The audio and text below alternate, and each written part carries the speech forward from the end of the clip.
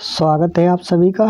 और हम लोग प्रोनाउन सीख रहे हैं। प्रोनाउन के अंतर्गत जो भी हमारी सीरीज चल रही है उसके अंतर्गत आप सभी का स्वागत है। काफ़ी लगभग 4 क्लासें हमारी हो चुकी हैं। अब बारी आ गई डिस्ट्रीब्यूटिव प्रोनाउन। ठीक है, इसकी जो भी इसकी यूटिलिटी है, उपयोगिता है, वो सीखेंगे। कहाँ पे इसका यूज होता है वो सीखेंगे। तो आइए शुरू करते हैं। Rule number 1।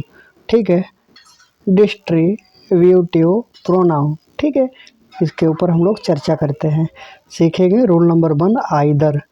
आइदर का प्रयोग दो में से कोई एक के अर्थ में होता है। कहाँ पे होता है? दो में से कोई एक के अर्थ में। ठीक है, जैसे कि ठीक है, यहाँ पे एक टेबल रखी थी। क्या था? एक टेबल थी और ये दो चंगू मंगू भाई साहब थे। कौन थे? दो भाई साहब थे, चंगू और दूसरे का नाम था मंगू। ठीक है, ये रहे चंगू और ये रहे मंगू। तो इनमें से किसी ने एक ने ये टेबल को चुराया। इनमें से किसी एक ने टेबल को चुराया, दोनों ने नहीं चुराया। वही कहा गया है। कहा गया है? दो में से कोई एक के अर्थ में आइदर का प्रयोग होता है। ठीक है, कैसे होता है आइए एक एग्जाम्पल के द्वारा हम लोग देखेंगे।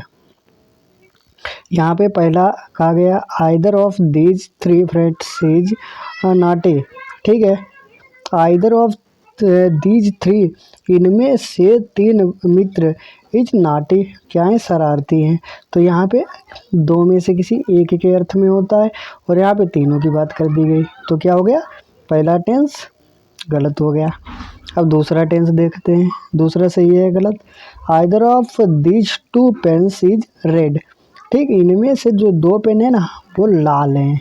तो बात सही हो गई, क्योंकि यहाँ पे दो में से कोई एक, चाहे ये हो सकता है चाहे ये हो सकता है। आइदर ऑफ दीज, इनमें से, ठीक है, 2 पेन्स इज रेड। ठीक है, उनमें से बात हो गई तो सही हो गया बात।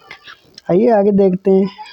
लेकिन 2 से अधिक व्यक्तियों या वस्तुओं में से कोई एक के अर्थ में एनी वन का प्रयोग होता है। किसका? एनी वन का प्रयोग होता है। ठीक है भाई, आगे देखते हैं कैसे होता है। Example, 1 of these 3 friends is naughty.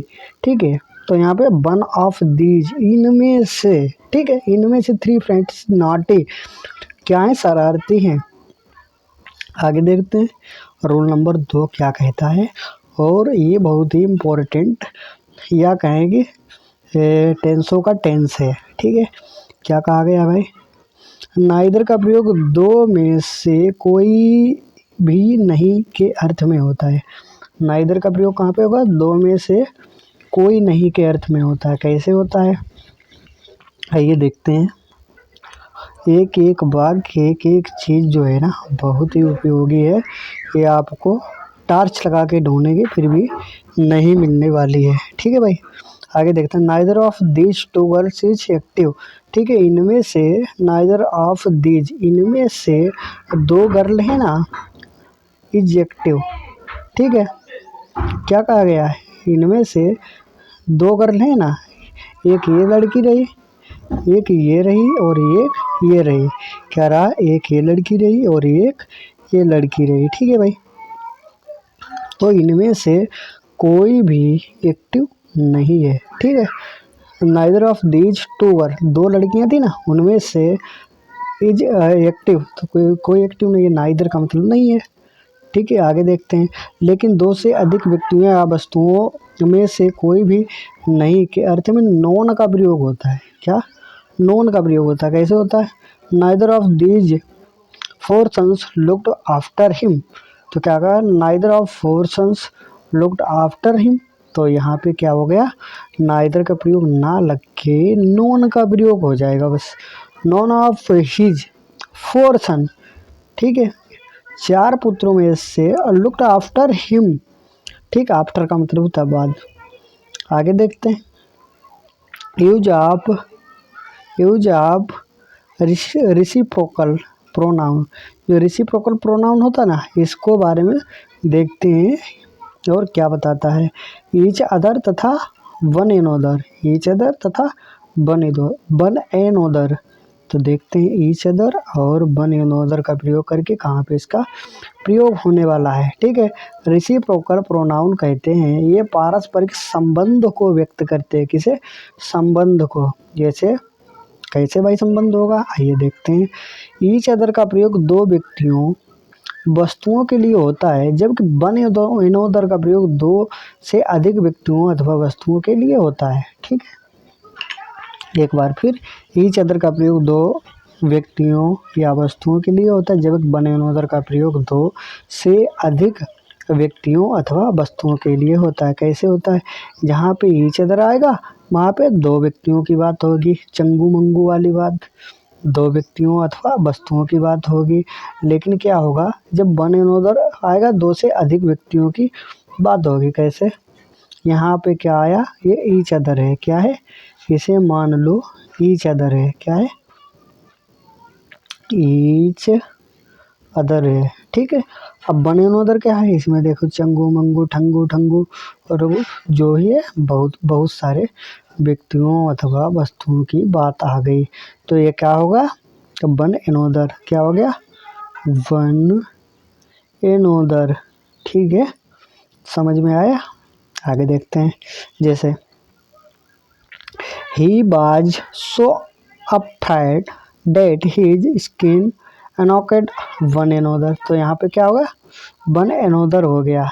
One another को each other में परिवर्तित करें। ठीक है, वन another को each other में परिवर्तित करें, क्योंकि he was so afraid that his skin looked। ठीक है, आगे देखते हैं भाई। 2 नंबर क्या कहता है?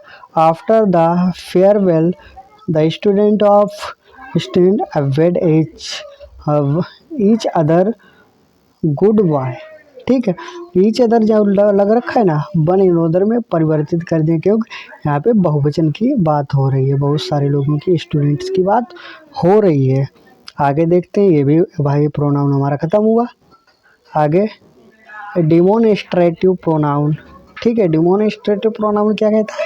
वे प्रोनाउन जो व्यक्तियों अथवा वस्तुओं को पॉइंट आउट या डिमोन्स्ट्रेटिव या संकेत परिदर्शित करने के लिए प्रयुक्त होते हैं, डिमोन्स्ट्रेटिव प्रोनाउन कहलाते हैं। कैसे होते हैं भाई साहब? This, that, these, those, such, the same, the same. इनका प्रयोग नाउन के पहले होता है। किसका? इनका प्रयोग नाउन के पहले होता है। डिमोन्स्ट्रेटिव एडजेक्टिव कहलाते हैं। रोल नंबर 1 देखते हैं। दिस का प्रयोग समीप की एक वस्तु या एक व्यक्ति या वस्तु के लिए होता है। कैसे? समीप की वस्तु या व्यक्ति के लिए। जबकि दीज का प्रयोग समीप की से अधिक व्यक्ति या वस्तु के लिए होता है। ठीक है, आगे देखते हैं आगे क्या कहता है, और आगे अगला नियम और रूल भी जानेंगे। जैसे this is a cat, this is a cat, तो दिस का प्रयोग कहाँ पे हुआ? नाउन के पहले हुआ है। दीज आर कैट्स, तो यहाँ पे क्या हुआ? प्लूरल नाउन दे रखा है, वो भी इसके कैट के पहले। आगे देखते हैं क्या होता है। रोल नंबर 2, डेट का प्रयोग दूर की वस्तुओं, दूर की एक वस्तु के लिए होता है, जबकि दोज का प्रयोग दूर से अधिक के व्यक्ति अथवा वस्तु के लिए होता है। कैसे? एक एग्जांपल इसका भी देख लेते हैं। डेट और दोज में क्या फ़र्क है और क्या अंतर रहने वाला है, तो इसका भी प्रयोग हम लोग देखते हैं। क्या कहता है? That is a book, that is a book, ये क्या है? दूर की व्यक्ति अथवा वस्तु, डेट इज बुक। जब दूर से अधिक हो, दूर से भी अधिक हो, तो दूज आर बुक्स। ठीक है, आगे देखते हैं। सिंगुलर नाउन के रिपीटेशन, मतलब बार बार दोहराया जाए, रिपीट किया जाए, रिपीटेशन कहलाता है। सिंगुलर नाउन के रिपीटेशन को रोकने के लिए डेट ऑफ, प्लूरल नाउन के रिपीटेशन को रोकने के लिए डूज ऑफ का प्रयोग होता है। ठीक है, आगे देखते हैं किस प्रकार से होता है। द क्लाइमेट ऑफ पुणे, जो पुणे का क्लाइमेट है ना, the climate of Pune is better than, किससे अच्छा है? डेट, किससे? डेट, डेट का मतलब ऑफ मुंबई के। ठीक है, जो क्लाइमेट है ना पुणे का, वो बेटर देन किससे अच्छा है, ऑफ पुणे से अच्छा है। आगे देखते हैं अगला, the streets of Delhi are wider than those किससे, ऑफ मुंबई से। ठीक है, आगे देखते हैं भाई रोल नंबर 5 क्या कहता है, हम लोग किस प्रकार से रोल नंबर 5 के साथ डील कर सकते हैं और किस प्रकार से इसके साथ सीखेंगे। किसी सेंटेंस में सिंगुलर काउंटेबल नाउन को दोबारा लिखने से बचने के लिए वन का प्रयोग होता है, जबकि प्लूरल बहुवचन काउंटेबल नाउन को दोबारा लिखने से बचने के लिए वंश ONES वंश का प्रयोग होता है। लेकिन वंश का किस प्रकार से, ना कि वंश का। जहाँ पे देखिए हम लोग यहाँ पे ये शब्द जो होता है ना इसे नहीं लगाएंगे, ऐसे लिख देंगे वंश, तभी प्रयोग होगा। ठीक है, आगे देखते हैं किस प्रकार से, this is the new variation, क्या है, this is the new variation but that is an old one, that is an old one. These are new books, ये क्या है, नई बुक्स हैं, but those are old one. ठीक है, ये भी कंप्लीट हो गया भाई, आप लोगों ने देख लिया। थोड़ा स्पीड में चल रहे हैं इसलिए ये ख़त्म भी करना है। आगे देखते हैं, use of relative pronoun. Relative pronoun क्या होता है, रिलेटिव प्रोनाउन को भी देखते हैं। वे प्रोनाउन जो जोड़ने का कार्य करते हैं, ठीक है, एक दूसरे को रिलेट करते हैं, जोड़ने का कार्य करते हैं, रिलेटिव प्रोनाउन कहलाते हैं। जैसे who, which, that, what, why इत्यादि शब्दों का इसमें प्रयोग होता है। कैसे होता है हम लोग इसके बारे में भी चर्चाएं करते हैं। आई मीट बीना, ठीक है, आई मीट बीना का मतलब मैं बीना से मिला। Who was returning from school, who का मतलब होता है जो, यहाँ पे जो के अर्थ में who was returning from school, जो विद्यालय से वापस लौट कर रही थी। क्या है, रही थी, रहता कैसे, बाज आ गया और आईएनजी दिख गया तो प्रेजेंट पास्ट कंटिन्यूस का टेंस हो गया। आई मीट बीना, मैं बीना से मिला। Who was returning from school, जो स्कूल से लौट रही थी। आइए रूल नंबर 1 देखते हैं, relative pronoun who, which, that का प्रयोग सबऑर्डिनेटेड क्लास के सब्जेक्ट के रूप में होता है। कैसे, द, वाई, हु क्या है, यहाँ पे सब्जेक्ट के तौर पे हु लगा है। ठीक है, the boy who came here is a player. Who Y, the boy लड़का, ठीक है, हु जो, came here is a player, जो एक लड़का है ना, केम हेयर यहाँ आया, जो एक प्लेयर है, खिलाड़ी है। ठीक है, इस प्रकार से इसका यूज होता है भाई। आगे देखते हैं, रोल नंबर 2 की तरफ आ जाते हैं। रोल नंबर 2 क्या कहता है, इसको भी हम लोग खत्म करने की कोशिश करते हैं। खत्म करने को कहीं तो इसे जल्दी से जल्दी निपटारा करने का। Relative pronoun home, which, that का प्रयोग सबऑर्डिनेटेड क्लास में वर्ब के ऑब्जेक्ट के रूप में होता है। ऑब्जेक्ट पहले तो हम लोग सीखे सब्जेक्ट के रूप में, अब सीखते हैं ऑब्जेक्ट के रूप में किस प्रकार से होता है। आई हैव ए सन, मेरा एक पुत्र है। होम, यहाँ पे क्या ऑब्जेक्ट की तरह होम यूज हो गया। आई लव वेरी मच, जिसे मैं बहुत चाहता हूँ।